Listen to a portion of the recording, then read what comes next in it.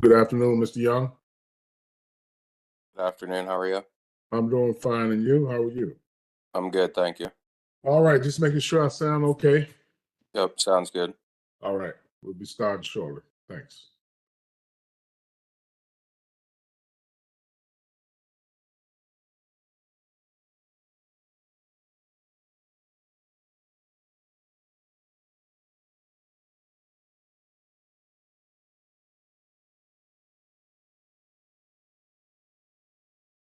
All right, if everybody can come back up. I said we'll be starting shortly. We're definitely starting shortly.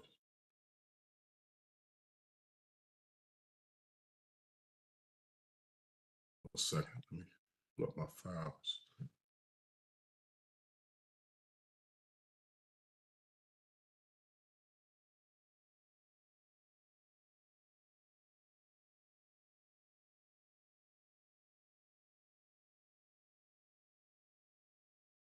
Okay.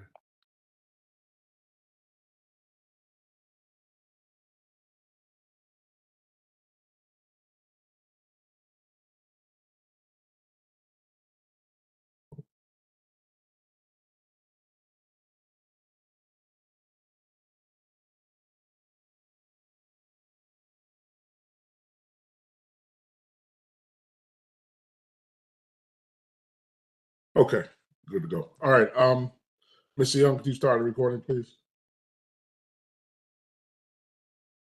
Good afternoon, ladies and gentlemen. We are convening and broadcasting this public hearing by video conferencing. My name is Anthony Hood, and I'm joined by Vice Chair Miller, Commissioner Ema Moore, Commissioner Stidham, and soon to be joined by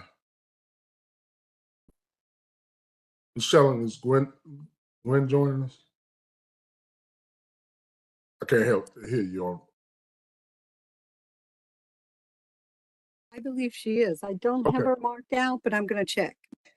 All right. Well, possibly soon to be joined by Commissioner Wright. And we also joined by our Office of Zoning staff, Ms. Sharon Scheller and Mr. Paul Young, our Office of Zoning and Legal Division, Mr. Jacob Ridding. I will ask all others to introduce themselves at the appropriate time. The virtual public hearing notice is available on the Office of Zoning's website. There she is. This proceeding is being recorded by a court reporter, is also webcast live via WebEx and YouTube Live. The video will be available on the Office of Zoning's website after the hearing. Accordingly, all those listening on WebEx or by phone be muted during the hearing, and only those who have signed up to testify will be unmuted at the appropriate time. When called, please state your name before providing your testimony. When you are finished speaking, please mute your audio. If you experience difficulty accessing WebEx or if your telephone call-in, then please call our OZ hotline number at 202-727-0789 to receive WebEx login or call-in instructions, or if you have not signed up to testify. All persons planning to testify must have signed up in advance and will be called by name at the appropriate time. At the time of sign up, all participants will complete the oath or affirmation required by Subtitle Z4 8.7. If you wish to file written testimony or additional supporting documents during the hearing, then please be prepared to describe and discuss it at the time of your request when submitting. The subject of this evening's hearing is Zoning Commission case number 24-16. It's the MR 1401 15th Street Retail LLC zoning map amendment at square 210 lot 827. And again, today's date is May 22nd, 2025. The hearing will be conducted in accordance with provisions of 11Z DCMR Chapter 4 as follows. Preliminary matters. Applicant's case, I think the applicant has requested 15 to 20 minutes. Report of Office of Planning and Department of Transportation, and report of other government agencies. I need to switch that around in my announcement because we have the report of other government agencies first. We have the report of the Department of Transportation, if we have DOT at that particular presiding, and then we also need to have we'll have the report of the Office of Planning. And all that was off the cuff. Okay, report of the ANC, and in this case, we have two ANCs, ANC 2B and 2F. And then we'll have testimony of organizations and individuals, each with 5 and 3 minutes respectively. Organizations 5 minutes, individuals 3 minutes respectively. And we'll hear an order from those who are in support, opposition, and undeclared. Then we have rebuttal and closing by the applicant. At this time, the commission will consider any preliminary matters. Michelle, does the commission, are there any preliminary matters?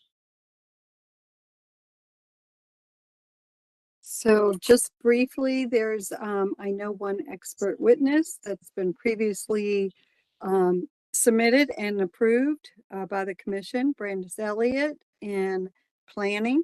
The commission would just accept her in this case. Any objections to continue that status? No objections, we will continue that status. Okay, and so, as you stated, the applicant plans to take about 15-20 minutes addressing any issues and concerns from government agencies and the public. As far as reports, I don't believe to be submitted a report, although I will check and see if one came in lately. 2F submitted a report in support 4-0 at exhibit 16E as in Edward. And then you had the OP set down report followed up by their hearing report at exhibit 28 in support, recommending that the commission approve the case. DDOT submitted their report at exhibit 27 with no objection. Other government agencies, exhibit 3D as in David, the Historic Preservation Review Board submitted a report for your review. And other than that, I'm going to turn it over to the commission to move forward. Thank you. Thank you, Michelle. Mr. Young and everyone, can we bring up petitioners?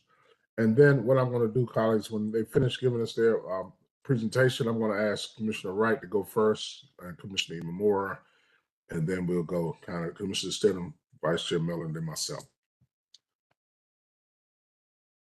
All right, so Ms. Bloomfield, whenever you're ready, take your time. Whenever you're ready. You guys, hi, can you see me? No, I can't see you today. I saw you yesterday, but no, I can't see you. Oh, I'm gonna try to work on this, but I'm so sorry. I can see me. Is that working? Not Well, yet. I'm not sure how important this is, but I'd like to get on camera. Let me do my opening and I will work on getting on camera once I hand it over to the rest of our team. Is that okay with everyone? I apologize. That's fine, no problem. Okay. Can we just do quick introductions for the record? I'm Jessica Bloomfield with the law firm of Holland and Knight. I'm here with Brandis Elliott, also from Holland and Knight. And then I'll turn it over to the applicant to introduce themselves, please. You're muted right now. Go right ahead. Michael Dobby, founder of Monument Realty, along with Louis Kelly, Director of Acquisitions at Monument. Thank you. So Mr. Young, if you can bring up our PowerPoint presentation, please. Thank you. So good afternoon, commissioners. Again, Jessica Bloomfield with the law firm of Holland and Knight. We are here this evening seeking a zoning map amendment for property located at 1401 to 1405 15th Street Northwest. If you go to the first slide or the next slide, you can see on the map, the property is located on the east side of 15th Street, just south of P Street in the Logan Circle neighborhood. The property is currently zoned RA5, and this application requests approval to rezone the property to Arts 3, which would extend the existing Arts 3 designation that abuts the property immediately to the north and east. As you'll see on the next slide in just a minute, the property is currently improved with the Grace Reformed Church and Sunday School and Parish House. These buildings are collectively designated as a historic landmark in the DC Inventory of Historic Sites and are listed in the National Register of Historic Places. When the 14th Street Historic District was established in 1994, the buildings were identified as contributing buildings to the Historic District as well. As a result, we've met with staff from the Historic Preservation Office and have confirmed that the landmark status of these existing structures will preclude any material modification to the exterior of the buildings. As you will hear in our presentation, the application fully meets the legal standard of review for a zoning map amendment. The proposed Arts 3 zone is not inconsistent with the Comprehensive Plan Future Land Use Maps designation as mixed use, medium density residential and moderate density commercial, and is not inconsistent with the generalized policy map designations as a neighborhood conservation area and within a Main Street mixed use corridor. The map amendment is also not inconsistent with a number of the written policies within the citywide elements and within the near northwest area element of the comp plan. The map amendment, as you'll hear, will advance the goals of the Logan Circle Investment Plan as well, and will facilitate progress towards achieving racial equity by fostering an inclusive city, preserving historic structures, and allowing for an expanded number of neighborhood serving and community-oriented uses. As Ms. Shellen mentioned, we are pleased to have support for this application from the Office of Planning, DDOT, and the affected ANC 2F, which voted unanimously to support the application. We've worked closely with the community on our goals for the property, and we are grateful for their support thus far. In a minute, I'm going to turn it over to Lewis Kelly of Monument Realty to provide some specific testimony on the history of the property, the applicant's recent purchase of it, and its goals for potential future redevelopment and activation. We will also have Brandis Elliott provide a detailed account of how the application is not inconsistent with the comprehensive plan, using the commission's racial equity tool as a guide. Before I do that, I want to quickly address the opposition letters that have been filed in the case record over the past couple of days. In our view, all of these letters make the same general point, that there is opposition against any sort of demolition of the existing structures. We want to be clear that the purpose of the zoning map amendment is to allow for greater flexibility in the types of uses that could potentially be permitted to occupy the interior of these currently vacant buildings. Doing so would allow for limited commercial uses that are not currently allowed under the RA5 zone, which would fulfill the district's goals of creating areas with access to opportunity, services, and amenities for district residents, and for reusing existing structures in a sustainable and productive manner. I would also note that the opposition letters appear to be conflating two issues: zoning, which is governed by the Zoning Enabling Act, and historic preservation, which is governed by the Historic Preservation Act. Whether the buildings are historic or not has no bearing on what the appropriate zone designation is for this property. In reviewing zoning map amendment, the commission is required to make a decision based on whether the proposed zone is not inconsistent with the comprehensive plan. Our presentation today explains how this application falls squarely within this legal standard. Separately, any alteration to the historic structures will be subject to review and approval by the Historic Preservation Review Board. The Zoning Commission is authorized to determine what the appropriate zone is for this property, whereas HPRB will determine whether any potential future alterations are appropriate for the historic structures. To that point, I would also reiterate that in this case, the Arts3 zone is not inconsistent with the comp plan or with other adopted public policies and active programs related to the property, particularly when analyzed through a racial equity lens. I will now turn it over to Mr. Lewis Kelly and Michael Darby, and then they will turn it over to Brandis Elliott, and I'm going to try to get my video working. Thank you. Thank you, Jessica. Again, my name is Lewis Kelly with Monument Realty. I'm joined by Michael Darby, the founder of Monument. Monument is a full-service real estate firm located here in the district with a 26-year history. Monument and members of our team have been involved with multiple historic renovations, including the Willard Hotel, the Southern Railway Building, the Watergate Hotel, the Victor Building, and most recently, a collection of historic row homes and commercial structures in the Gallery Place Chinatown neighborhood. Monument is the developer on behalf of an entity that purchased the property from the Central Atlantic Conference of the United Church of Christ in April 2025. The property has been vacant for several years. The seller ended its services in 2019 due to declining congregation numbers and increasing capital improvements costs. The seller had leased the space to other congregations between 2019 and 2022, but it had been vacant since 2022. The building is in poor condition, and the vacancy has caused issues for the neighborhood over the years, with vagrancy around the property, amongst other issues. The decision to sell the property was motivated by the capital required to renovate and maintain the property, which had become insurmountable. After unsuccessful attempts to sell the property to another church organization, The seller engaged a third-party brokerage firm to market the property for sale. We understand that there was another church that held up the seller for a long period of time and was never able to close, and we got involved in the pursuit of the property after this point in time. The seller was aware of our intended use for the property and worked with us to advance the map amendment application prior to our acquisition of the property. We're excited about the opportunity to restore this property and turn it into a space that can once again be enjoyed by the community. While the requested map amendment does not prescribe a particular use or preclude religious use, we feel it is important to highlight our intended use for the property given the historic nature of the property and questions that may arise, particularly given letters filed in the record that raise concerns about the viability of maintaining the historic structure. The property lends itself well for adaptive reuse as a restaurant establishment, which is our intended use for the property. The requested map amendment change will allow us to preserve the historic building with a use that is compatible with both the existing structure, the comprehensive plan, and the surrounding mix of uses in the neighborhood.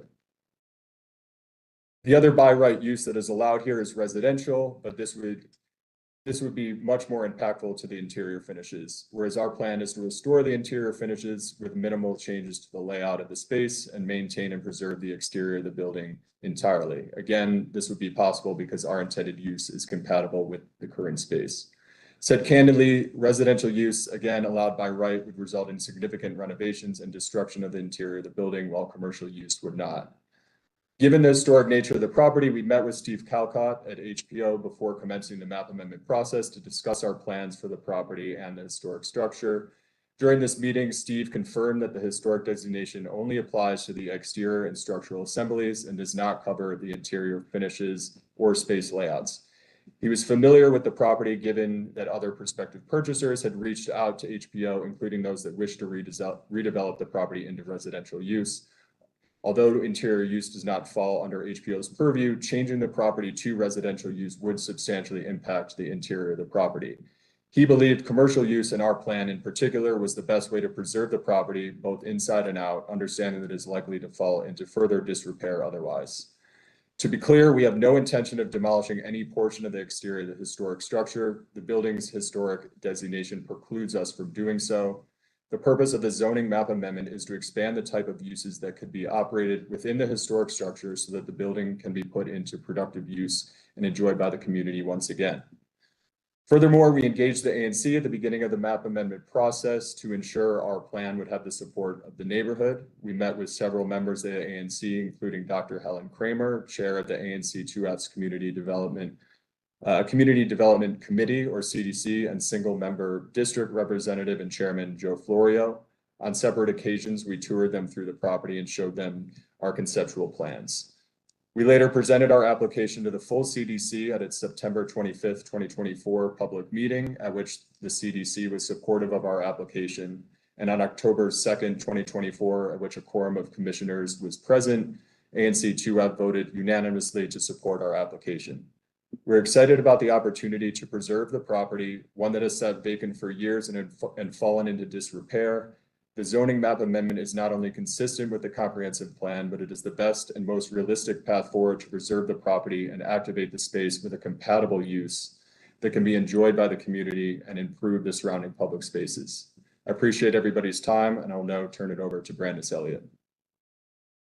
Just quickly before you do, we should have to ask Mr. Young to switch to the next slide as Mr. Kelly was speaking, just so that you can get, and this is all in the case record as well, but just so that you all can get a flavor of what the existing conditions of the property look like and what those historic buildings are. Thank you. Brandis. Perfect. Thank you.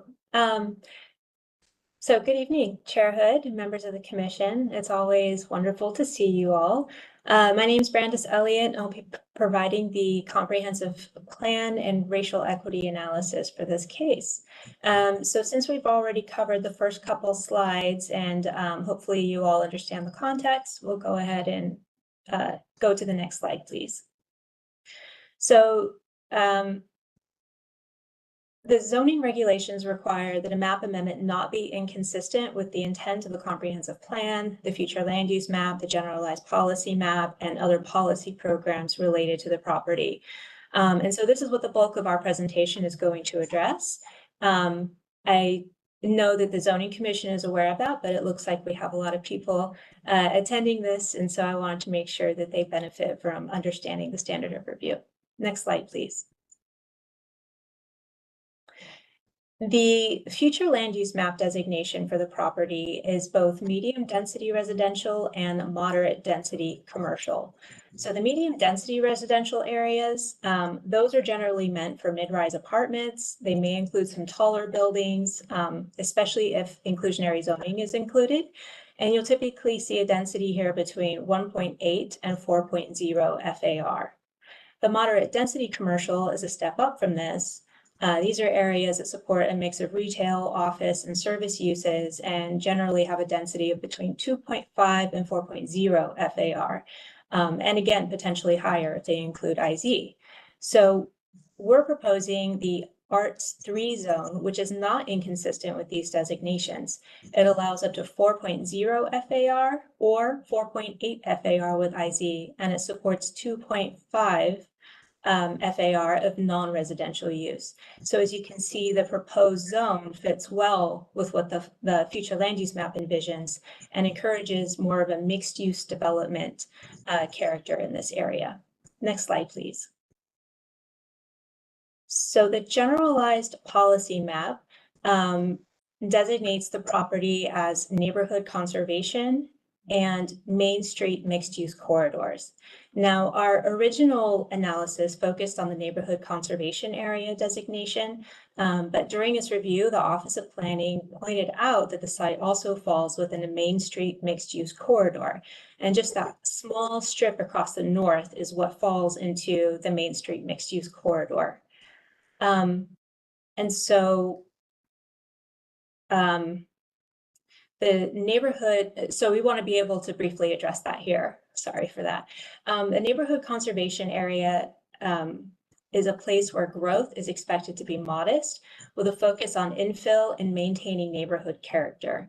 But it still allows development, particularly development that meets housing needs. The Main Street mixed-use corridor is a pedestrian-oriented commercial area that supports retail and services. It encourages reinvestment and it promotes walkability and transit access. So the proposed Arts 3 zone is not inconsistent with either of these designations. It supports the preservation of the neighborhood character, the adaptive reuse of buildings. It encourages neighborhood serving uses and helps enhance the pedestrian and transit experience. Next slide, please. Mr. Young, next slide, please.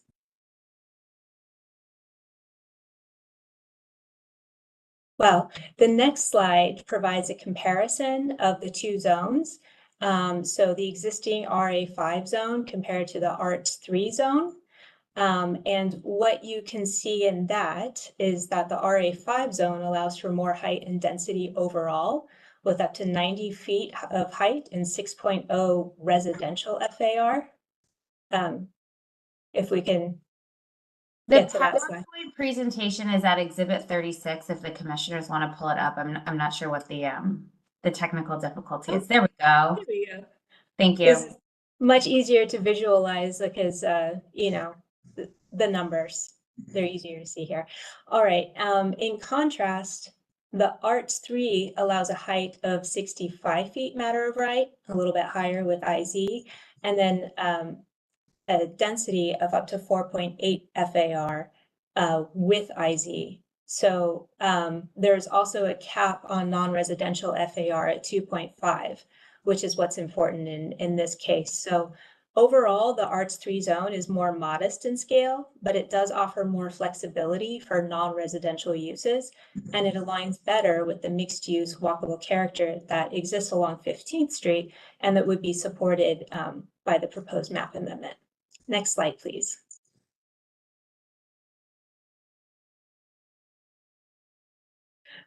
All right, we're going to get into the racial equity analysis. I think that would be easier if you all could see some of the language. There we go. We'll go ahead and go into part 1 with the comprehensive plan. Thank you, Mr. Young. Next slide, please. So the next slide when we get there. It shows all of the policies that we identified in our application that would be advanced by the proposed map amendment. So as you can see, we've got a number on there. That's okay, you can stay here. I'll be there shortly. The comprehensive plan policies, they're drawn from a range of elements that include land use, housing, transportation, and more. And they show how the proposed map amendment is going to align with district-wide planning goals. There are also a number that are included in OP's racial equity crosswalk that in particular will advance racial equity. So again, that analysis is provided in our application. And so here, the Logan Circle Investment Plan was developed by the Office of Planning back in 2008 to guide revitalization in emerging and distressed neighborhoods. And as you can see, that little star on the map designates where the property is within this study area. Now, even though the plan didn't make specific recommendations for this property, its overall goals still apply and have been used to guide planning and zoning decisions in the area.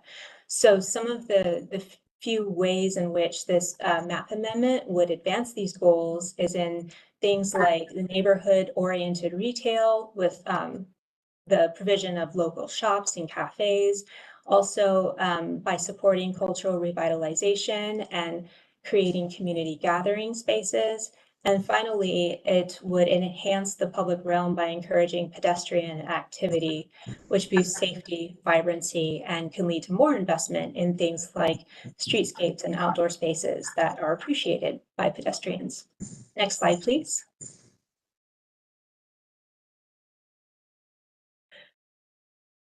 The next slide, there we go. I'm sorry, Mr. Young, I really appreciate you flipping through these for me. Thank you. This slide gives some context on the Logan Circle neighborhood and some of the things that we have considered from a community guidance and engagement standpoint. Logan Circle is one of the city's most historic areas, and it has strong ties to DC's heritage and vibrant arts and culture scene. There's been a lot of economic revitalization here, especially along 14th Street, with growth in restaurants, shops, and creative businesses.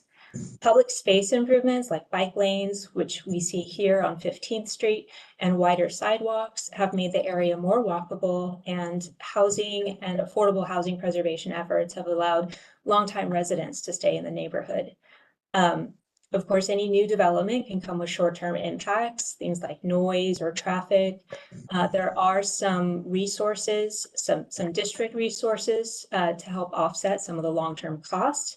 But on the flip side, this proposed map amendment brings a lot of potential benefits. For instance, cleaning up a vacant site, adding neighborhood serving retail or dining, improving pedestrian safety, and bringing new amenities close to transit.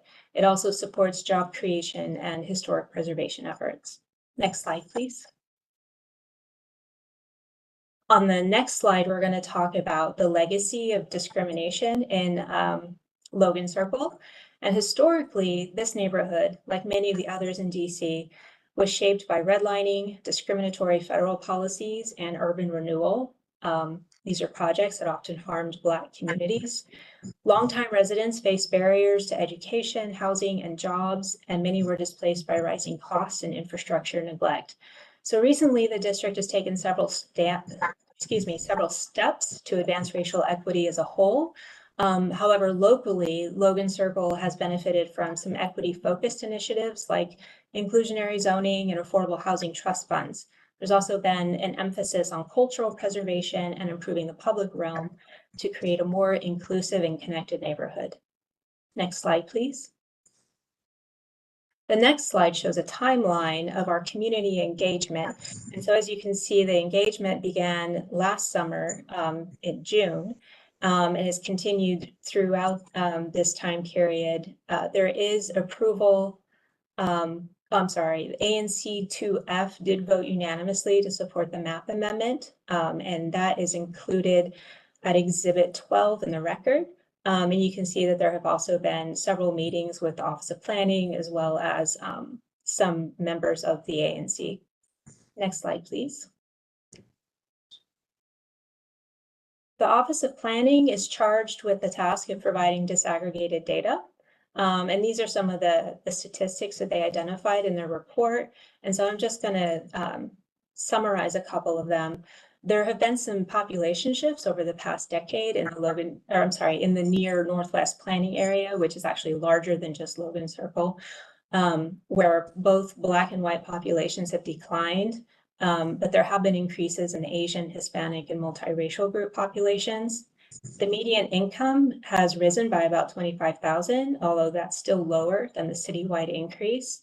And still, Black residents have had the lowest incomes and some of the slowest income growth. So the area's poverty rate is lower than the city average, but clearly there are still some disparities between races. And on a positive note, unemployment dropped significantly, well below the citywide average. And the lower cost burden suggests there's more economic stability in this area compared to the rest of the district. Next slide, please. So the idea of the housing equity report is that affordable housing is distributed more equally across all parts of the district, and it's not just concentrated in a few areas. For this particular planning area, the goal is to produce 1,250 affordable units out of a total of 1,850 units overall. And as of January 2025, we've only hit about 1/3 of that affordable target, which is about 418 units. While this development has the potential to provide residential in the parish house, it's not significant, and OP is not recommending that the MAP amendment be subject to IZ+. And we're going to going to discuss that on the next slide. So IZ+ is actually meant to kick in when a MAP amendment results in a higher density than what's allowed under the current zoning. But here, the existing RA5 zone already allows a 6.0 FAR or 7.2 with IZ. The proposed Arts 3 zone allows less, 4.0 FAR or 4.8 with IZ. So there's no increase in the density. In fact, the percent change would be negative. So applying IZ+ would raise the affordable housing requirement without actually increasing the development potential, which is not the intent of the policy.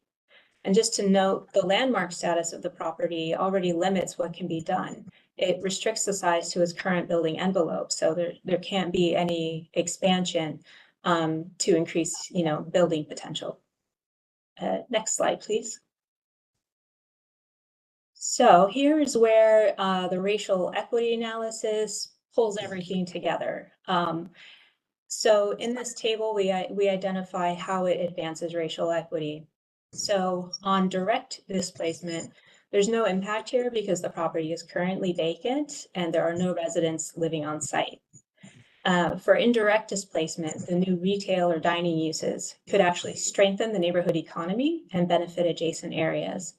In terms of housing, the amendment would help support new housing options in the parish house, and it would make the area more attractive to live in. More supply in the long term can also help reduce overall housing costs.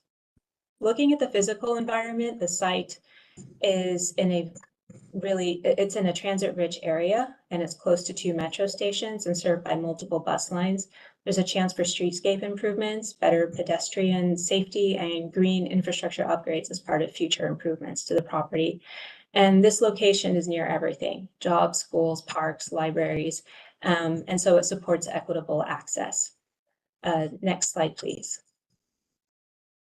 So on the left here, you see a few areas of potential inconsistencies with the proposed MAP amendment. Things like net zero energy targets or the goal of maximizing green infrastructure. But when we take a step back and look at the full policy picture, these concerns are outweighed by the future land use map, the generalized policy map, and a broad range of supportive policies across all of the comp plan elements. So from housing and land use to environmental protection, economic development, and more. So while we acknowledge that there's some inconsistencies here, the proposal aligns strongly with the overall direction of the comp plan. Next slide, please. And so here, just wrapping things up, the map amendment is not inconsistent with the comprehensive plan, especially when we view it through a racial equity lens. We've already identified those policies that might raise some questions, but they're clearly outweighed by broader priorities in the comprehensive plan. And so overall, the proposal supports the district's goals for equity, revitalization, and inclusive growth. And that concludes my presentation, and I will hand it back to Ms. Bloomfield. Thank you. Thank you so much. That was wonderful. Mr. Young, if you go to the next slide, which I think is our last, I will just simply reiterate the support we have for this application from the Office of Planning, from DDOT, and from ANC 2F, which is the ANC in which we are located. The ANC, which was mentioned earlier, I believe it was 2B, is located directly across the street from us. They did not engage. We've outreach to them. We sent them copies of all of the filings, etc. But we did not get any formal support or opposition or anything from that ANC in case that question comes up later. So I would just note that we're very pleased to have support from so many different entities, and we've worked so closely with the community, and we will end there and take your questions. Thank you. Okay, thank you, Ms. Bloomfield, and to the team. We appreciate the presentation. Let's see if we have any questions and comments. Commissioner Wright. Yes, thank you for a very thorough presentation. I think that on the issue of is this an appropriate zone for this piece of land, I do not have any disagreement that the zone is appropriate, and I don't disagree about not doing IZ plus. I think that, you know, understanding the limitations of the actual ability to alter the building makes IZ plus moot. And I, you know, I feel comfortable with all of that. However, I do want to ask a few questions. Mr. Kelly, and I appreciated him bringing up all of the, you know, background about the history of the building, and I just have a few questions. First, the only letter that I was able to find in the record from Historic District Review Board staff was a letter from 2022, I believe, from Steve Calcott that had to do with the subdivision of the property. And, you know, it did lay out and clearly stated that the property is a historic site, and you know, the review of any exterior changes would have to be approved by the Historic District Review Board and so on. I guess one question is, have you talked to Mr. Calcott or someone else from the historic preservation staff more recently about this map amendment? Yes, what you're referencing was a prior group that pursued the property in 2022. Michael and I had a Zoom meeting with Steve Calcott last summer, where we walked him through our plans for the property, and just to confirm his interpretation of the historic designation, and that it only applies to the exterior and not the interior of the property, and walked him through our plans, our conceptual plans, I should say. Great. One thing I know that the District of Columbia does allow nominations for interiors to be designated as historic. It's very rare, but it does happen. And are you or anyone on your team aware of any community group or individual proposing a nomination for the interior of this historic site? No, we're not. Okay. You know, I have worked in historic preservation for many, many years. I absolutely have seen wonderful adaptive reuses of religious buildings. You know, I understand in this case, it is a challenge because the change in use will inevitably require changes to the interior. I'm sure you'll do them very sensitively. And so I really do understand the folks who've written in. I understand their concerns. This is a very, very special and important building. One thing, well, I sort of two more questions. One is, in one of the letters we've received, there is some sort of comment about a religious organization or congregation who was interested in negotiating to move into the building and use it as a church. I know that seemed to be the case in 2022. In the letter that we had from Mr. Calcott, that seemed to have fallen through in 2022. Is there a more recent congregation that has expressed an interest in the building?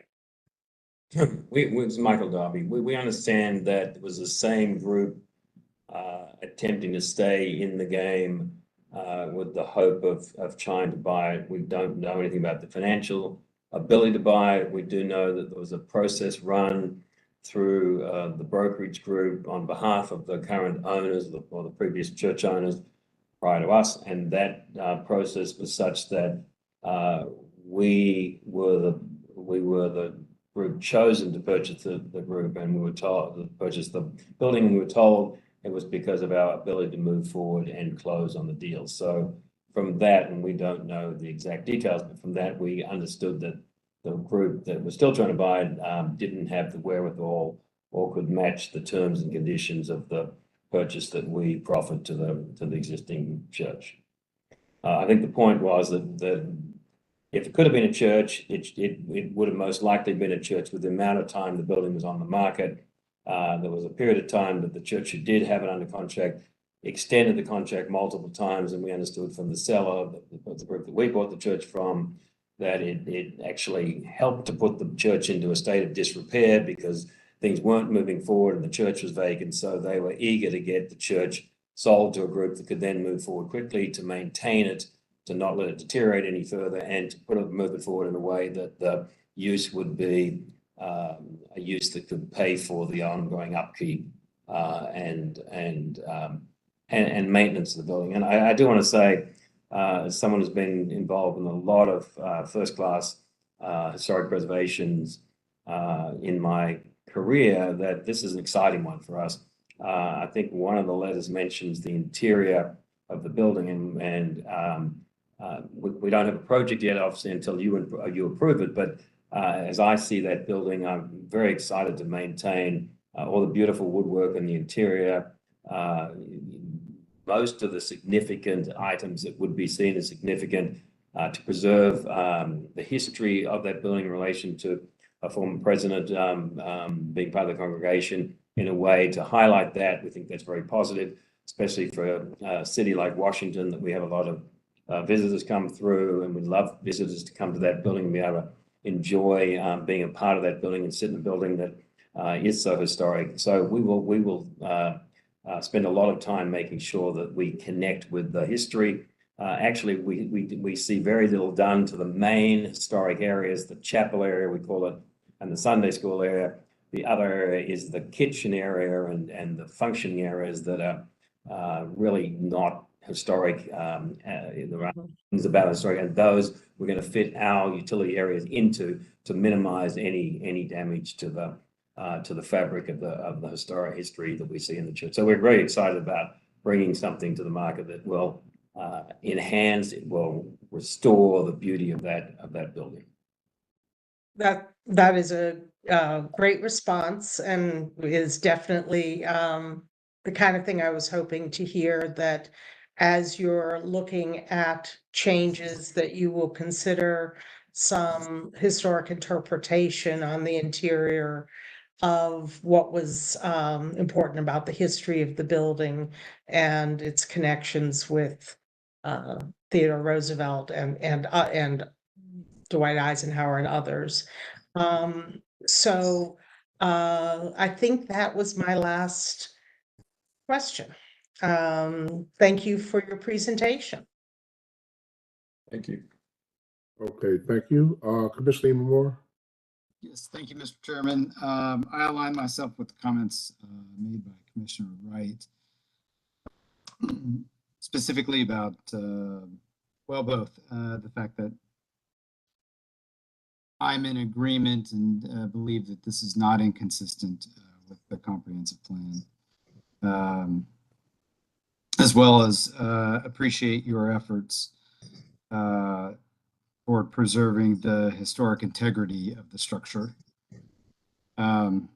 This is a map amendment, so to be clear, although I know there are letters and opposition members of the community that are concerned, but I think that's a result of conflating an issue here where what might be done with this particular building or their preference for, and this is just, I suppose, conjecture, but you know, their preference for the building to, remain a religious structure and turned over to another congregation. But I think what's important here is it's just as much of, there's a project maybe on the horizon. Part of that is also an educational opportunity here to remind everybody that while they may not share or have that same preservation expertise as Commissioner Wright or as your development team perhaps, or even an architect that might come in, that the option here is really to perhaps maybe, as you mentioned earlier, Mr. Kelly, if this building falls into disrepair, vagrancy, rodents, there are other issues here. And so I think I guess the message here, the theme is that we all share the same goal, and that is to preserve the historic integrity of the structure. And what is the best way to do that? And we, in the preservation field, know that, that's with adaptive reuse to keep historic structures and buildings alive and maintained, right? And it still tells, and I appreciate your effort, as does Commissioner Wright, to provide some interpretive signage, perhaps, or to maintain that story, that storyline for this particular structure. So again, I believe that this is, not inconsistent with the comprehensive plan. I agree that and appreciate the honesty and earnestness of perhaps some of those policies that are inconsistent, but that there are other policies that outweigh this, or goals that outweigh those inconsistencies. So I don't have a particular question. I do appreciate your very thoughtful and detailed presentation. I want to encourage you to continue your community outreach. And that's really just an educational sort of moment with each person or each group that you meet. That again, that you have this shared goal, right, to maintain this structure, right? And so it's just, it may have a different use now, right? But that doesn't take away from the story. In fact, it's another opportunity to bring people into that building, right, to tell that story. So I think people often forget about that. So with that, Mr. Chairman, I have nothing further to add, and am very interested to hear my colleague from the National Park Service. Okay, thank you. Commissioner Stidham? I have to echo what has already been said by my fellow commissioners. For a person who's been in preservation for a very long time, that is extremely important for a historic structure to remain is often adaptive reuse. That may be the best option for many structures. Otherwise, they just fall in disrepair. And then they're lost. Their stories are lost. But before us today is not historic preservation. It is consistency with the comprehensive plan. And I agree with the comments that have already been shared related to the consistency. But I do applaud your efforts here in being consistent with the comprehensive plan. You're also preserving a great landmark. And do strongly encourage you to continue working with the community as you move forward with the project in the preservation of that structure and the reuse of the facility in ways that are great for the community. So with that, I just echo what has already been said, so I won't belabor it. And thank you for your efforts. Vice Chair Miller, thank you. Vice Chair Miller. Thank you, Mr. Chairman, and thank you to the Monument team for bringing this map amendment forward, which I applaud your community engagement with to garnering the support of the Advisory Neighborhood Commission 2F and Office of Planning, which we'll hear from shortly. I'm not sure if the ANC is here or not, but we have their letter of unanimous support. And I associate myself with the comments of all the comments of my colleagues. I think the zoning map, first and foremost, our standard of review is consistency with the comprehensive plan, the zoning map, and the Arts 3 district certainly is consistent with the comprehensive plan's designations for the site as outlined by Brandis Elliott in terms of the land use element and the generalized policy element. And there's arts, it's immediately adjacent to a very large Arts 3 district. So there's all that compatibility. And on the compatibility of the proposed adaptive reuse, that, I mean, and what alterations might be needed, that will be considered by another body, which is very capable of evaluating those issues, and Historic Preservation Review Board, and you've consulted with them, and people will have an opportunity to participate in that any hearing, public hearing that is held by them on the project that might be facilitated by the zoning map amendment. And it's certainly the historic landmark church building is a beautiful building, and everybody, including you, I'm sure, with your history of doing adaptive use projects, want to maintain that and actually bring it up to, you know, it probably has been deteriorating structurally a little bit as it's been vacant for so long. And maybe the church wasn't able to afford to keep it in repair. So I think the adaptive reuse is a way to preserve our historic landmarks, as others have pointed out. The zoning map amendment would allow the eating and drinking establishment that you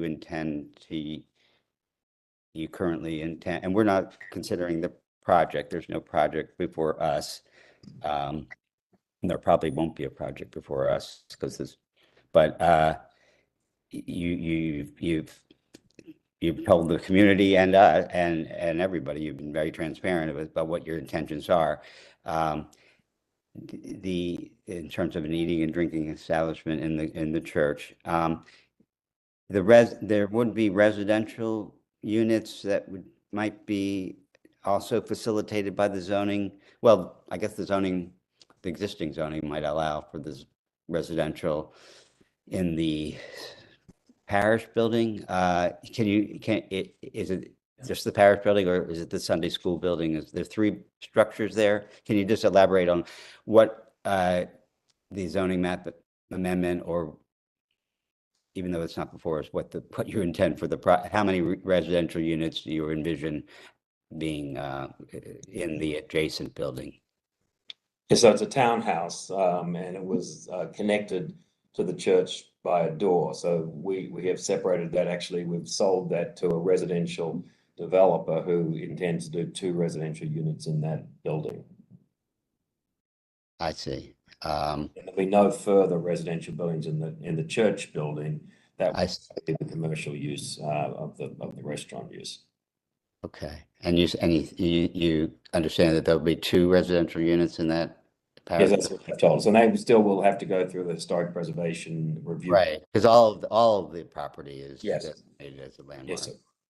And I also appreciate the dialogue you had with Commissioner Wright about, even though the interior is not a part of the current landmark designation, your recognition of the beauty and history that it is reflected inside that historic building, and your desire to try to at least have interpretive, if not structural, maintenance of some of those features. So I don't really have any. I'm supportive of this going forward. I look forward to hearing from those who might testify today. But I appreciate you bringing this map amendment forward, and wish you luck on the project. Thank you, Mr. Chairman. Thank you. My job right now is a very easy one, because I will tell you that my colleagues have addressed it. The experts that went before me and asking questions, and the record that I've read is a very easy one, to the point where I have no questions. So what I'm going to do now is go to Ms. Shellam, and thank you all for your presentation. I think it was very well done, and I think my colleagues expounded on some questions that were very well done, I think, which would help the record as well.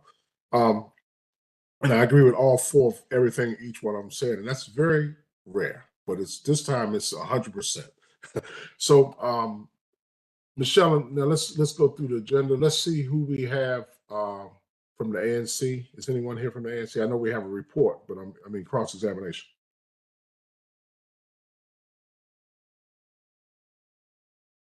Sorry, I just checked and I don't see Chairman Adams or Chairman Florio. Okay, They Ms. were Bloom. the authorized, that's Chairman Adams for 2B and Chairman Florio for 2F. I do not see either. All right, let's go to any other government agencies. As I stated, there was the historic preservation report Right. in the record. I Right. believe that was 3D. And then you have OP here, Philip Bradford. Other Okay. than that, no, sorry. And the DDOT reports in the record. Okay, I'll just do the DDOT report. We don't have any other government agencies other than the HPRB. And we've discussed their letter. DDOT basically has no objections, and they want to have the continued coordination as this moves forward. So they have no objections to the map amendment. All right, Mr. Bradford from the Office of Planning.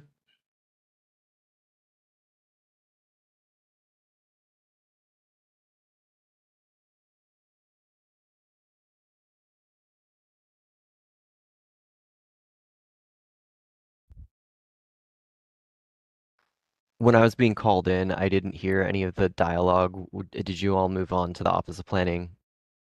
Oh yeah, we just called on you. Actually, it was perfect timing. If you didn't say anything, it sounded like you heard it. So, Mr. Bradford, you're on. All right, thank you. Good evening, Chairman Hood, members of the Commission, Philip Bradford with the Office of Planning. OP is recommending approval of the applicant MR 1401 15th Street LLC's request for a map amendment at 1401 through 1405 15th Street Northwest to rezone the property from RA5 to R3. The future land use map designates the property as mixed use with striped land use categories on the site indicating medium density residential and moderate density commercial. The generalized policy map designates the properties being within a neighborhood conservation area, A small portion of the northern area, the subject property, is within the Main Street mixed-use corridor designation. The Arts3 zone would permit medium-density mixed-use development, which is consistent with the future land use map and generalized policy map, and on balance would not be inconsistent with the comprehensive plan, including when viewed through a racial equity lens. The property is located in the near northwest planning area, which is majority white, but demographic data indicates a decline in the white and black population of the planning area, with increases in Asian, Hispanic, and multiracial groups. The median income is higher than the district average and has a lower cost burden than the district average, indicating that the planning area is relatively stable and economically sound. OP is not recommending IZ plus be applied to the proposed map amendment. IZ plus typically only applies when a map amendment rezones a property to a higher floor area ratio. The existing base residential FAR under the RA5 zoning is 6.0. And under the proposed Arts3 zone, the maximum is 4.0 with a 2.5 floor area ratio for non-residential structures. This reduction in FAR, but expansion in permitted uses reduces development pressure on the site and allows for various matter of right uses to occupy the structure, which will likely enable adaptive reuse of the church and remove a vacancy from an otherwise vibrant area of the district. At the set-down meeting, several members of the commission noted that historic preservation is not incompatible with additional density.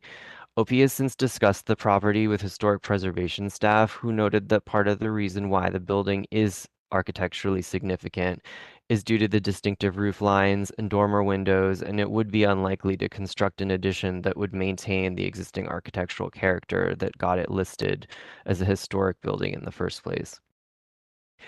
OP does recognize the need for additional housing units, particularly in near Northwest, as it has only achieved 33.4% of its affordable housing target. However, given the constraints on the site, it's more appropriate for other more suitable, larger, and non-historic sites within the planning area to capture that need for additional dwelling units. The case record also includes several letters in opposition expressing concern regarding the potential uses and alteration to the historic structures on the property. Several letters appear to imply that the map amendment would result in a demolition of the structures. It's important to make clear that what is before the commission today is purely a map amendment, which has no impact on the historic status of the structures. The structures will remain within the historic district and on the National Register and retain all the protections of a historic designated site. It's also important to note that the Arts3 zoning permits religious-based uses as a matter of right, which would not prevent the structures from remaining as a church or being converted back to a church in the future.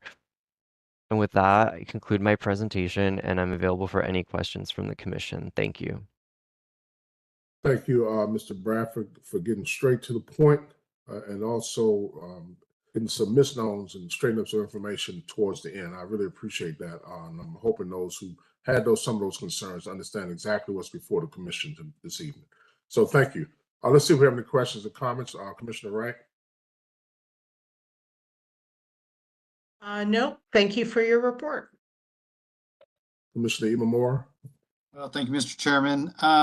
I guess I have one question for Mr. Bradford, just to reiterate something for the record, and that, and I didn't get a chance to mention this in the first go round here, but the fact that the building will, or the structure will maintain or retain all of its protections, historic protections, as a national, being listed on the National Register, and that should there be, this is where I think for this particular map amendment and potential project, right, this is where government, I think, works at its best, and that we're in our swim lane for the zoning, and land use, and the HPRB, Historic Preservation Review Board, is another agency here, an entity that, or rather entity that will help keep the guardrails up in terms of any modification made to the structure there. And so those are the protections that are in place, right, for the residents of the city to ensure that, you know, we maintain the historic fabric of the city and outline the best use of land and structure and properties that come before us here. So with that, I guess my question, Mr. Bradford, is just if you could reiterate that point that this particular structure will maintain those protections. Yes, it would maintain those protections, and any alterations would need to go through the correct historic review process for any alterations. And both the buildings, the parish house and the church and the Sunday school will remain within the Greater 14th Street Historic District and as individually listed buildings. Very good. Thank you, Mr. Bradford. That provides comfort to me, and I hope that it comforts those that are expressing their concern. All right, that's all I have, Mr. Chairman. Okay, thank you. Commissioner Stidham? Commissioner Imamura and I are often on the same wavelength, and I was going to point out that same piece of information because I think it's very important for everyone to understand that those protections remain, and there could be an opportunity in the future to revert back. So all very important things to highlight, and thank you for your report. All right, sounds good. Vice Chair Miller? No questions. I agree with the comments of my colleagues and appreciate your report, Mr. Bradford. Very concise and comprehensive. Thank you. Two have no questions. I agree with what I've heard, discussion. And again, Mr. Bradford, thank you for your report. Let's see if the applicant, Ms. Bloomfield, do you have any questions of Mr. Officer Planning or Cross? I do not. Thank you. Okay. And again, Ms. Shelley, I don't think we have anyone here from the ANC, correct? Correct. Okay. All right. Well, let's keep moving right along. Let's go to, okay, Vice Chair Miller, do you have the ANC report, Henry? I do, Mr. Chairman. You don't have to read the whole report if you can just let us know where they were. It's a very, I think it's only one sentence, but it's an exhibit number 16E, if I have the right report from Advisory Neighborhood Commission 2F, a letter dated October 15th, in which it states that the ANC voted unanimously 4-0 to support the applicant's request for a zoning map amendment to rezone the church portion of the property. Well, I guess it's more than the church portion, but the church portion of the property to Arts 3 to be consistent.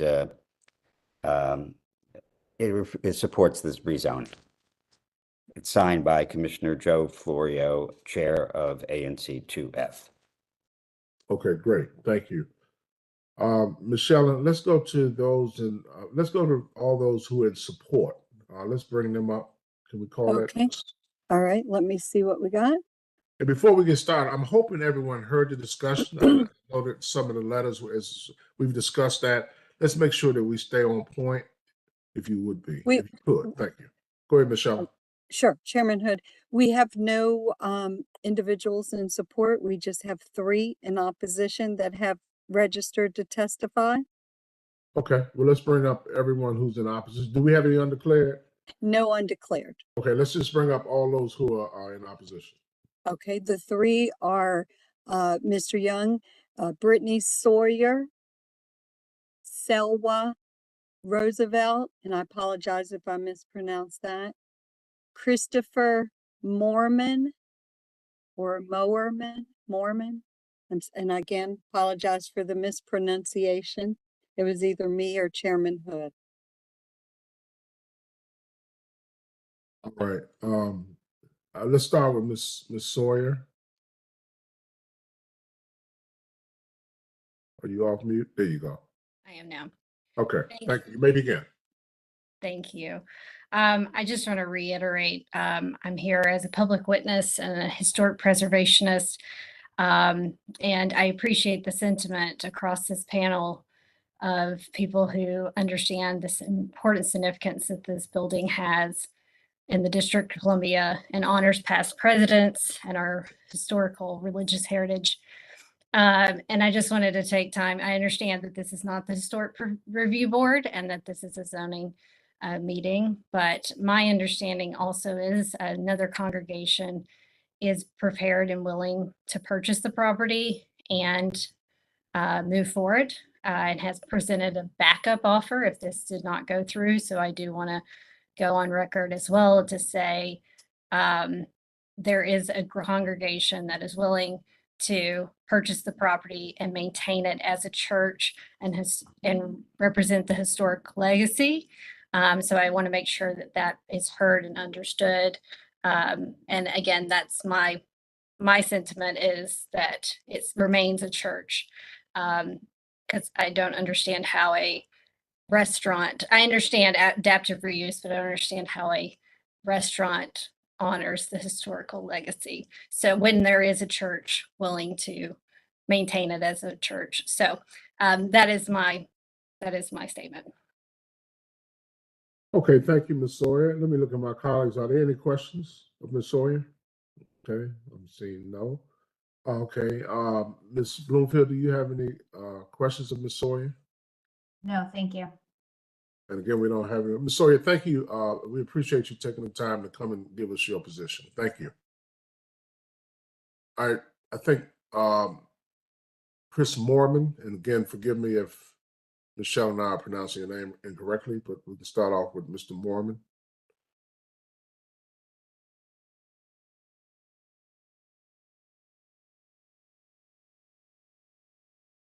Mr. Moorman, can you unmute? There you go. Yes. Apologies. Okay. Yeah, good afternoon. My name is Chris Moorman. I serve as the lead and founding pastor of Grace Capital City Church. My church has been referenced here a few times in conversation, so I think it's appropriate I'm here. I'm grateful to speak and voice my opposition to this proposed rezoning and the commercialization of Grace Reformed Church. I really believe it's not just a matter of land use. This is a question of how we honor our history, protect our architectural legacy, and preserve sacred spaces that have served the city for generations. Many of you are very familiar with the architectural history of Grace Reformed Church, so I won't go into all of that. It's stonework, the stained glass, the wood carved interiors, far more than aesthetically significant. They represent the craftsmanship and spiritual aspirations of a past generation. But I think more than that, it's also a place with historical meaning. It was the church home, of course, of President Roosevelt during his presidency. He worshiped there regularly. And his presence, his pew, his connection to the church remain as a living testimony to the values of public service, moral integrity, and civic responsibility. And yet, despite this deep historical and spiritual importance, Grace Reformed has also suffered from years of neglect by those entrusted with its stewardship. Previous owners failed in their responsibilities on many levels, the first failure being in they allowed the sacred space to deteriorate, left open to the elements, overrun by rodents, stripped of care. This wasn't just a failure of maintenance, it was a failure of responsibility. And owning a building with this depth of spiritual and community history is not merely an asset to manage, it is a trust to uphold. And that trust was broken in the pursuit of maximum profit. The second failure, and I speak in line with what Brittany had said also, that despite having competitive offers from other churches that would restore the building and maintain its cultural and spiritual legacy, they chose a path that would see it completely gutted and commercialized. The church I lead and represent is a multi-ethnic, multi-generational congregation, and we have made serious and ongoing efforts to purchase and restore Grace Reformed. We had a vision not to turn it into a commodity, but to bring it back to life as a place of worship, community service, and spiritual refuge. We have gathered members of the Roosevelt family, the White House Historical Association, who are in full support of the building remaining a church and are willing to lend their support in fundraising and consultation. We stand ready to do the work. And I want it noted that the idea that no congregation has been willing to take on this project is false. We are here, we are willing, and we are prepared. I really believe that to move forward and turning this into a restaurant is really to reward the neglect of the previous owners and disregard for the public good. And so we ask you to take into consideration the higher ideals, those that elevate a city beyond mere economics in places like this where a community finds identity, community, and hope. And I thank you for your time. And I do ask the commission to please approve my submission to the record. Okay, thank you. I'm looking here. I thought I saw it already in the record. Michelle, is his submission in the record? It is not. He submitted it today, and I told him when he testified, because it was less than 24 hours, he would need to ask permission from you guys, or if you guys just tell me it's okay, I have it, I can go ahead and add it. Okay, let's add it. Any objections? Let's go ahead and add it to the record, Michelle. Thank you. Okay. Thank you for that. Okay. Any questions of Mr. Mormon? Okay, But thank you, Mr. Mormon, for your testimony. I too want to thank you, Mr. Mormon. You know, we have explained exactly what's in front of this body, and that's where we are, and I'm hoping things work out for you all as well, working with the owners. But let's see how things proceed. For now, Miss Bloomfield, do you have any questions of Mr. Mr. Mormon? No, thank you for your testimony. I do not. Okay. All right, Mr. Mormon, thank you very much. We appreciate your comments. All right, I think the last person we have, Michelle, is Selwa Roosevelt. That is correct. Okay, Selwa Roosevelt. You gonna Yes. unmute? If you're gonna unmute, you may begin. I do want to speak. Go right ahead. I see that I'm a blank. Don't worry. Just speak. Good afternoon, and thank you for letting me speak with you. I have lived in this city more than 70 years. I'm quite old. As a member of the Roosevelt family, my late husband, Archie Roosevelt Jr., was a grandson of Theodore Roosevelt, the president. I believe I have a unique perspective on the strong historical and spiritual connections this church has to our 26th president. When people think of Teddy Roosevelt, many only know him as the man who charged up San Juan Hill, or his construction of the Panama Canal, or his conservation efforts that led to the creation of so many wonderful national parks. But Teddy had a deeply spiritual side that was evidenced through his connection with Grace Reformed Church. His place of worship during his presidential years in Washington, Grace Reformed Church, was the president's spiritual home. And he really felt deeply. He was a man of great faith. And he laid the cornerstone of the church, as you all know, and dedicated it in 1903. But he had an active correspondence with the pastor. He talked about religion. He explained and sought to make it a part of his life, and it was really a part of his life. His feelings for this church were so profound that when he left the White House, he gifted the church a full-length portrait of himself so that he might remain among the congregation. That portrait I've seen, and it's really quite a handsome one. And the interiors are marked with pews that had where he sat. And his particular place was always reserved for him. I keep thinking about this wonderful man, which we all, of course, honor and love. Oh, turn that off. Somebody's calling. Anyway, it's just not an old building. It's a sacred part of our nation's heritage. And I feel so strongly and hope so much that it will remain a church. It's just as important for the residents of this city, whatever racial origin, to have a place they can go and worship. Nothing will stop them from going into that church if there is an active church, and I think there would be. I think Mr. Mormon is trying very hard to do this, but of course it's difficult. I would do anything I can to help him. I'm getting quite old and I'm not out there promoting and doing things, but I came to this because I really felt strongly about the spiritual. That's one of my nieces. Not realizing it, she's interrupting. Anyway, the family stands united, of course, wanting to see it remain a church. And that's because the inspiration he gives to young people is enormous. Even those who only know him as charging up San Juan Hill, to find out that he charged himself to the church every single Sunday would probably have an effect. I just feel that the thought of it turning into a restaurant or something similar is I can't even express how badly it makes me feel.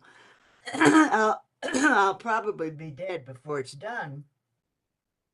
I may never see it, but I felt strongly enough to want to speak to you today and to say that an inspiration for our young people is right there. He's one of the presidents that they look up to and they admire. And to know that this was something they could share with him seems to me something very, very important, and we have so little of it now. So I'm appealing to you all to consider giving Mr. Moran a chance to find another church or to his own church and keep it a church. Some of the auxiliary parts maybe could be used in other ways. I don't know enough to make any suggestion, but the church part should stay a church. Thank you so much for listening to me. Thank you, Ms. Roosevelt. We appreciate your heartfelt testimony to us. And I'm sure the applicants have heard that, and we thank you for all the service that your family has done to this country and abroad. But let me see if my colleagues have any questions or comments. Commissioner Wright? No, only that I found Mrs. Roosevelt's comments very moving. And I, again, understand the importance of this building. I just think that it is an unfortunate reality that the ability to keep it renovated and standing doesn't seem to be possible as a church, and that this adaptive reuse is another route to keeping this beautiful, important building available to as many people in the community and in the public as possible. I know that Mr. Moorman has been working for quite a few years to raise money to try to renovate this church, but it just hasn't come together. And now there's an opportunity to see it renovated, to see it interpreted, to see Theodore Roosevelt's connection with the church interpreted for the public. And I think that hopefully will be a very good thing. Although I certainly understand that it is a very difficult change. Thank you. Okay, thank you. Commissioner Moore? Thank you, Mr. Chairman. I don't have anything further to add. I think Commissioner Wright was very articulate, and I align myself with her comments, and thank you, Ms. Roosevelt. Okay, Commissioner Stidham? Thank you very much, Ms. Roosevelt, for your testimony. I don't have any questions or comments, and I do align with everything my fellow Commissioner Wright has already mentioned. And thank you for being here this evening. Okay, and Vice Chair Miller?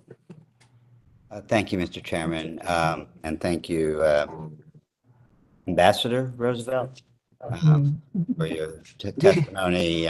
Very passionate and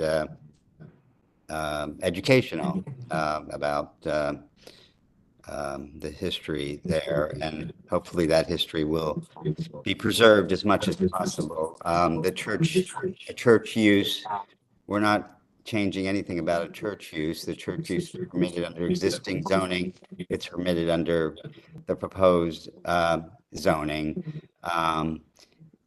the existing zoning would allow much more density of housing than the proposed zoning would, and housing, as I think the applicant and maybe Office of Planning testified, any conversion to residential would impair the structural integrity inside and maybe outside, even more so than a eating and drinking establishment would. But we can't dictate the use. We're not changing that. The church's use of the property being possibly there in the future. So, but I appreciate you bringing it forward and the passion and inspiration that you brought to your testimony to us today. Thank you. Okay, thank you. Ms. Bloomfield, do you have any questions of Ms. Roosevelt? I do not have any questions. Okay. Again, thank you, Ms. Roosevelt. We appreciate you taking the time and coming up and give us that perspective. Thank you.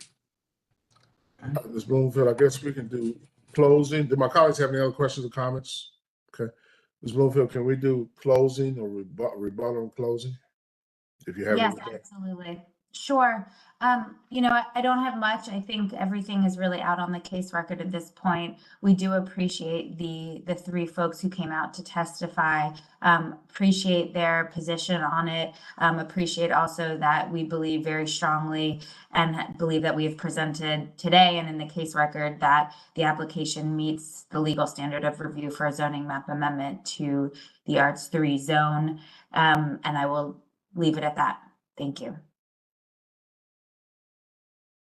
All right, so we'll close the case record, and I guess we will, unless I hear otherwise, we will go ahead and move forward. I think the case record warrants us to go ahead and move forward. I don't think we need to hold off on this. We have we've heard this evening, as well as in the case record, the case made to go ahead and do a rezoning and a map amendment. I'm sorry. And one of the things that I've heard in here is that one of the things I think that's very important, and I think Commissioner Imamura brought it up, was the protections are still there for whatever use. And as I was listening to this, I wasn't going to mention it because I want to bring up another case, but there's another case that's not even as eloquent as this one, because one of the things that the Baptist ministers have called me down years ago on Old Capitol Street was when the church use was changed into a strip club. That was very offensive. So I know, you know, their uses, and this here is more this here is more clean. I think that this is well thought of, and I know Monument has been listening, and they sitting here the whole time hearing the concerns of our three who testified today, and I'm sure, as already been mentioned, they will take that into consideration as they continue to move forward to be able to preserve what we do have for the best interest of the residents of the city. And there's a rich history there, and to be honored tonight to have a family member, a former president, I think is spectacular. So I'll leave it at that, but I will be voting in favor of this map amendment. Let me hear from others. Commissioner Wright. No, I agree with you completely, and I feel ready to move forward with this map amendment. Okay, and Commissioner Imamura. I'm in agreement with you, Mr. Chairman. I'm ready to move forward. Okay. Commissioner Stidham, anything? I'm in agreement too, ready to support. Okay, Vice Chair Miller. I'm also ready to move forward. Is this a 2-vote case? You know, Michelle, you have to help me. Since we changed rules, I can't remember what 2 vote, 1 vote. 2. This is Mr. Ritting. There's 2 votes. It's a map amendment, so it requires referral to NCPC. Okay, thank you. Thank you. Right, it's 2 votes, and we're not looking for anything. Commissioner Wright, would you make the motion, please? I'm glad to, although I'm trying to get to my information so that I can do it. I believe that I can do it. That I move that we approve the map amendment case. I believe it's 24-19. Anyone can correct me. 2416. 16. Okay, that's my upside down dyslexia. 2416, and that we allow the rezoning to the arts zone. Can I get a second, Commissioner Moore? I'll second that motion for us to take approval of proposed action tonight. Okay, it's been moved and properly second or proposed. Any further discussion? Not hearing it. Michelle, would you do a roll call vote, please? Commissioner Wright, Yes.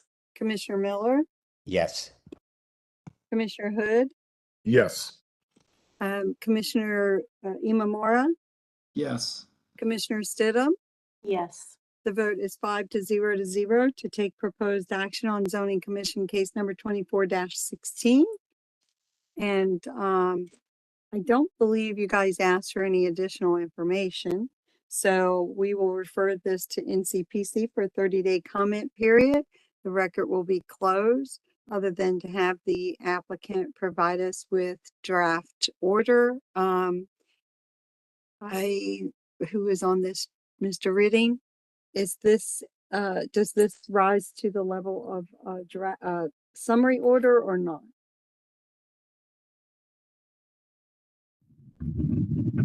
Well, there was some opposition. There was, so no, okay. So draft findings, facts, conclusions of law within 2 weeks? Yeah. At 3 p.m. And then we'll put this on after that 30-day comment period, whatever that date is, for final action. Thank you. Okay, and Commissioner Wright, I will tell you, you did good. You remember the 24, and I was thinking, when I had to remember that, I wouldn't even remember the 24. So you did a good job. All right, the zoning commission will meet. Michelle, do we have anything else tonight? Nothing else. Okay, the zoning That's it. commission will meet again, I believe, May the 29th. That's correct. And that's our regular meeting. We'll be on these same platforms at 4 p.m. With that, I want to thank everyone for their participation tonight in this particular case. And you all have a great holiday and be safe. Yes. Thank you. Happy holidays. Thank you. Thank you.